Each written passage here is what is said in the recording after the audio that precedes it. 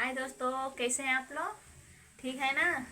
देखो, आज हम क्या बनाने जा रहे हैं। बनाएंगे आलू की भुजिया और रोटी बनाएंगे, दाल बनाएंगे।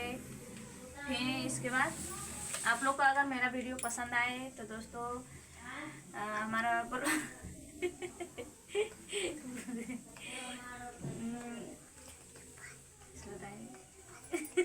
देखिए दोस्तों, आज हम बनाने जा रहे हैं कचौड़ी कचौड़ी बनाने जा रहे हैं और रोटी बनाए। मैंने सुबह से उठा, सारा काम कर लिया है।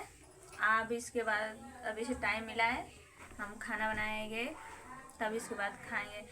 अगर आप लोग को हमारा वीडियो पसंद आए ना तो ज़रूर शेयर करना, ज़्यादा से ज़्यादा शेयर और सब्सक्राइब हमारा वीडियो ज़रूर आप लोग देखना भूलना मत दोस्तों, प्लीज़।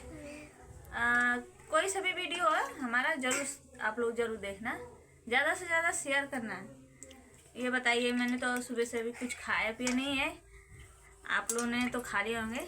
आप लोग से रिक्वेस्ट कर रही हूँ जरूर हमारे चैनल को ये देखना। बाय दोस्तों, चलो ठीक है, फिर बाद में हम मिलते हैं। खाना बना लेंगे तो तैयार होके वीडियो बनाएंगे फिर, तब आप